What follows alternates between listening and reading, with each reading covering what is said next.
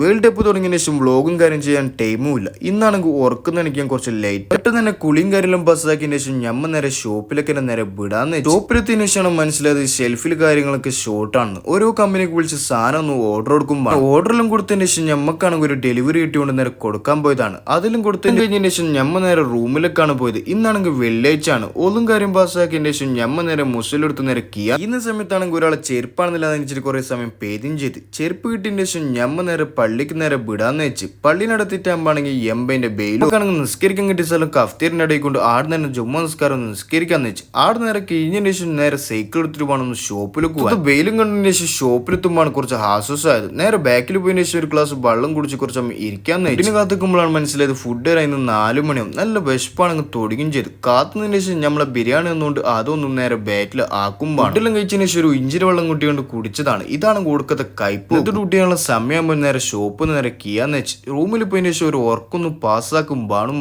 ബാക്കി നാളെ ബൈ.